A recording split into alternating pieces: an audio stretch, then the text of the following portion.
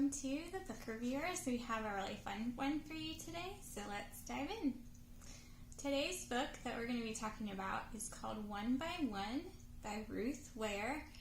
I read it as a Kindle book, and its voice is first person that switches back and forth between two characters, Erin and Liz, and so you get to see the story switching back and forth between their two perspectives. There's also a chapter heading for each one of those, so you know which of the characters is speaking at that point. And there's also a little tech element that the book is wrapped around a tech company called Snoop. They have basically it's a extension of Spotify, but instead of just the list down the side where it tells you what your friends are listening to, you can click on that in Snoop and actually listen to the same thing that they're listening to as they're listening to it at the same point in the song that they're listening to it. So if they log off and go to sleep, their feed goes dead and you'll only hear silence. You can't comment back. You can't really do anything beyond that of just know what music they're listening to at that exact moment.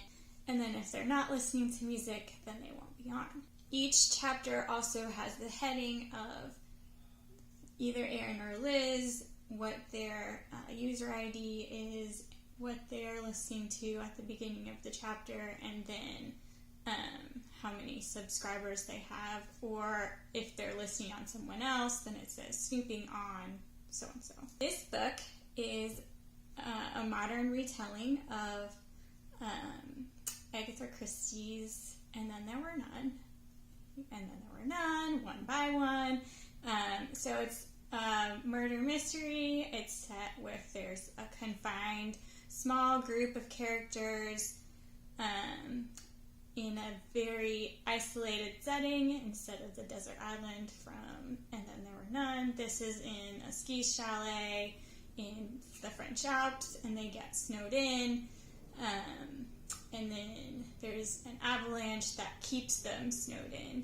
And then people slowly start to get picked off one by one, hence the name of the book. And so it's definitely a whodunit mystery of trying to figure out what's going on. I am usually clueless in mystery stories, and it takes me until the big reveal to actually figure out who it is. This one, I don't think it's because she did a bad job or she dropped too many hints, but I was able to figure it out fairly early on in the story. There was a mini reveal and then the big reveal, and I didn't catch on to the mini reveal, but I knew there would be something along those lines. I just didn't know that exactly. But the big reveal I got, I think, even before the mini reveal. But that's not saying that she did a bad job or she gave too many hints or she was too obvious. I don't think she was. I just happened to be lucky this time, I think. What kinds of elements do we have? We have the isolated location with a fixed number of participants. Check.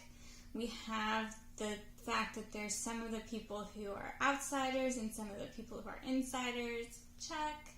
We have the fact that there's some people who are hosts and some people who are guests. Check.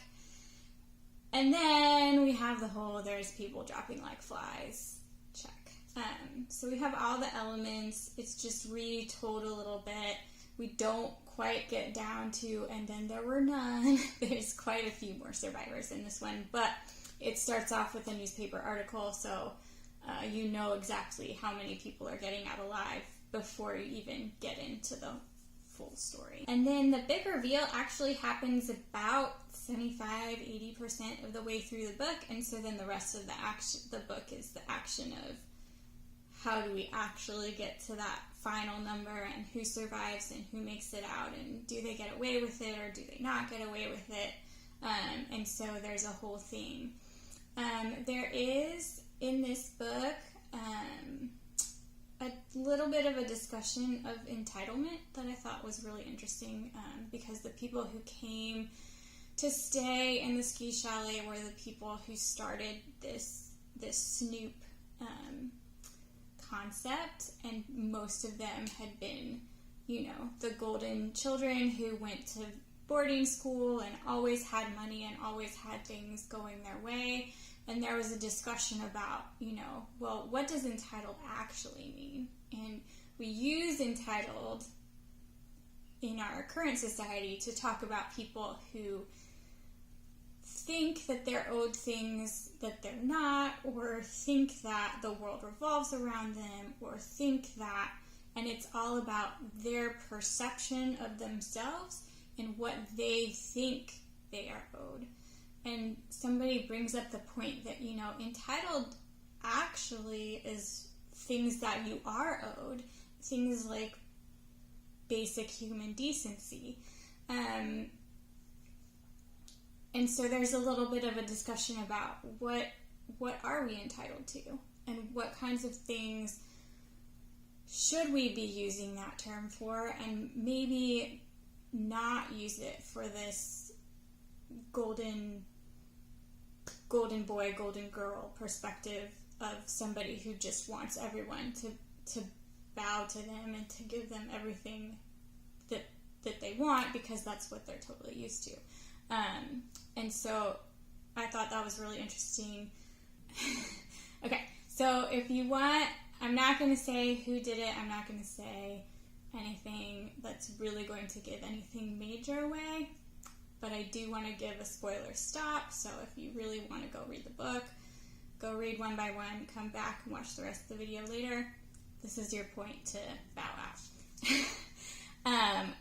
Because one of the other interesting discussions that this book brings up is, can someone be both a victim and a perpetrator? Like, where is the line drawn where if you, when you have been abused, does that excuse you abusing other people?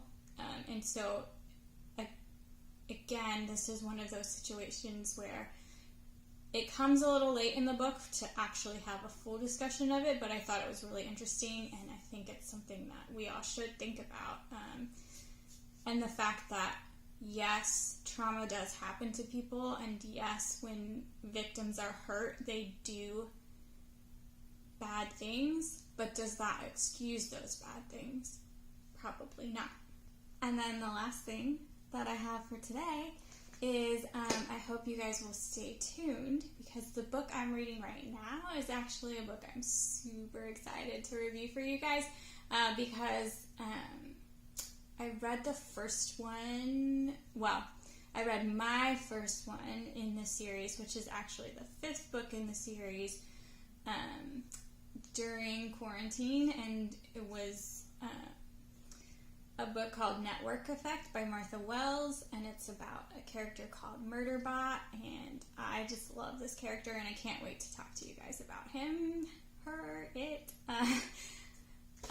So I'm really excited about that, and I'm reading the latest book in the series. I started the last book that I read in this series. I got off a list of the best books of 2020, and so then this new book just came out recently, and so I'm really excited to review it for you guys. So until then, bye!